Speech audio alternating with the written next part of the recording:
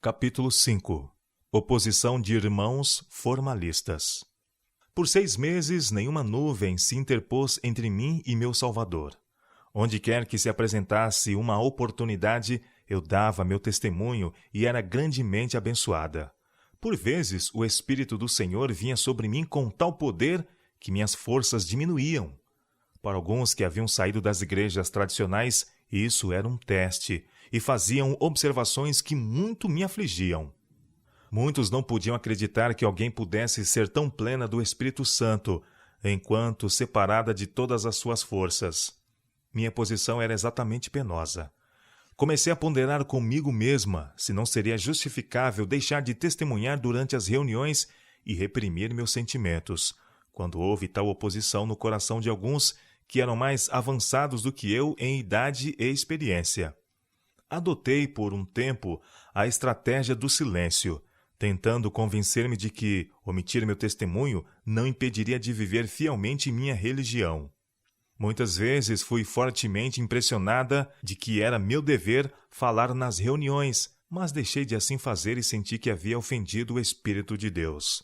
Afastei-me das reuniões algumas vezes, porque essas eram frequentadas por aqueles a quem meu testemunho aborrecia. Contive-me para não ofender meus irmãos e permiti assim que o temor do homem rompesse a constante comunhão com Deus, que havia trazido bênção ao meu coração durante tantos meses. Havíamos estabelecido diversos lugares na cidade para acomodar aqueles que desejavam assistir às reuniões de oração. A família que mais fortemente se opusera a mim assistiu a uma dessas reuniões. Nessa ocasião, enquanto a congregação se achava em oração, o Espírito do Senhor se fez presente à reunião, e um dos membros dessa família ficou prostrado como morto. Seus parentes choravam, friccionavam-lhe as mãos e procuravam reanimá-lo. Por fim, ele recuperou parcialmente as forças para louvar a Deus, abrandar seus temores e aclamar em triunfo a notável evidência do poder de Deus sobre si. O jovem não pôde voltar para casa naquela noite. A família creu ser essa uma manifestação do Espírito de Deus, mas não se convenceu de que foi o mesmo poder que repousara sobre mim, separando-me das forças e enchendo meu coração de paz e amor por Jesus. Eles atestaram que minha sinceridade e total honestidade não poderia ser posta em dúvida, mas consideravam que eu enganava a mim mesma em tomar pelo poder de Deus o que era apenas resultado de esgotamento nervoso. Minha mente estava em grande perplexidade em consequência dessa oposição, e como o tempo da reunião se aproximava, fiquei em dúvida se era bom para mim assistir ou não. Alguns dias antes, fui acometida de grande aflição por causa dos sentimentos manifestados contra mim. Finalmente decidi ficar em casa, e assim estar a salvo das críticas dos irmãos. Ao tentar orar, repeti estas palavras várias vezes. Senhor, que queres que eu faça? Atos capítulo 9, verso 6.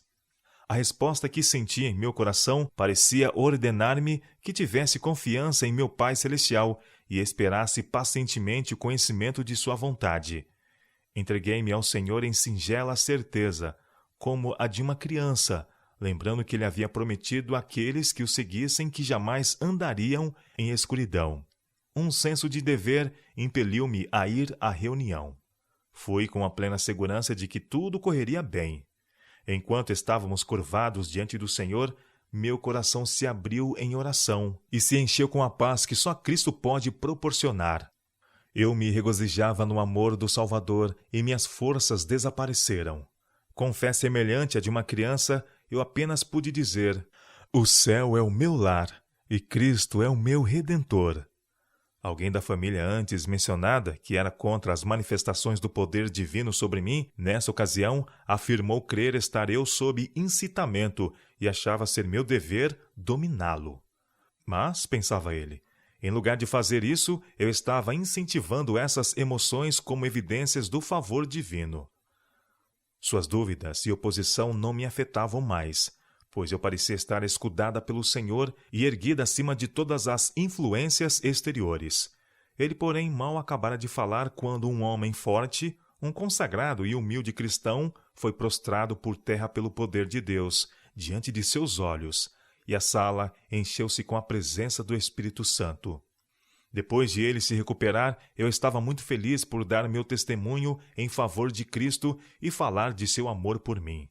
Confessei a falta de fé nas promessas de Deus e meu erro em impedir as orientações do Espírito por medo dos homens, e reconheci que, apesar de minhas dúvidas, ele havia me concedido provas surpreendentes de seu amor e graça sustentadora. O irmão que se havia oposto a mim ergueu-se e, em lágrimas, confessou que seus sentimentos a meu respeito haviam sido equivocados. Humildemente pediu-me perdão e disse: Irmã Ellen, nunca mais porei sequer uma palha em seu caminho. Deus mostrou-me a frieza e obstinação de meu coração, que foram subvertidas pela demonstração de seu poder. Eu estava muito errado. Então, voltando-se para o povo, disse: Quando a irmã Ellen me pareceu tão feliz, pensei: por que eu não me sinto assim? Por que o irmão R não recebe tais evidências? Pois sempre achei que ele era um devoto cristão. Todavia, tal poder não repousou sobre ele. Ergui uma oração silenciosa para que, se fosse pela influência do Espírito de Deus, o irmão R tivesse essa experiência ainda naquela noite. Quase no mesmo momento que esse desejo brotou no meu coração, o irmão R caiu prostrado por terra mediante o poder divino, clamando: que o Senhor opere. Jeremias capítulo 21, 2. Meu coração está convencido de que tenho estado lutando contra o Espírito Santo, mas não mais desejo desgostá-lo por minha obstinada incredulidade. Bem-vinda, luz! Bem-vindo, Jesus! Eu estava apostatado, endurecido, sentindo-me ofendido se alguém louvava a Deus e manifestava transbordante alegria em seu amor. Mas agora meus sentimentos mudaram, minha oposição acabou. Jesus abriu-me os olhos e ainda posso erguer-lhe louvores. Eu dissera coisas amargas e cortantes sobre a irmã Ellen, pelas quais ainda me entristeço. Peço-lhe perdão e a todos os que se acham aqui presentes. O irmão R deu então seu testemunho. Seu rosto estava iluminado com a glória do céu, enquanto louvava ao Senhor pelas maravilhas que ele realizara naquela noite. Disse ele: Este lugar é terrivelmente solene por causa da presença do Altíssimo. Irmã Ellen, no futuro você terá nossa ajuda e encorajadora simpatia, em lugar da cruel oposição que lhe tem sido feita. Temos sido cegos às manifestações do Santo Espírito de Deus. Todos os opositores foram levados a ver seu erro e a confessar que a obra era realmente do Senhor. Na reunião de oração que aconteceu logo em seguida, o irmão que havia confessado estar errado em sua oposição experimentou o poder de Deus de tal maneira que seu rosto brilhou com a luz celestial e ele caiu desamparado ao chão. Quando recobrou as forças, novamente reconheceu que havia ignorantemente lutado contra o Espírito do Senhor, nutrindo sentimentos antagônicos a meu respeito. Em um novo encontro de oração, outro membro da mesma família passou por experiência semelhante e deu o mesmo testemunho. Poucas semanas mais tarde, enquanto a grande família do irmão P estava reunida em oração, em sua casa, o Espírito de Deus moveu-se através da sala e prostrou os curvados suplicantes. Meu pai chegou logo em seguida e os encontrou todos, pai e filhos, submetidos ao poder do Senhor. A fria formalidade começou a se dissolver ante a poderosa influência do Altíssimo. Todos os que se haviam oposto a mim confessaram que haviam ofendido o Espírito Santo e uniram-se comigo em simpatia e amor pelo Salvador. Meu coração estava jubiloso porque a misericórdia divina suavizara-me o caminho e recompensara tão generosamente minha fé e confiança. Unidade e paz agora moravam entre nosso povo que aguardava a vinda do Senhor.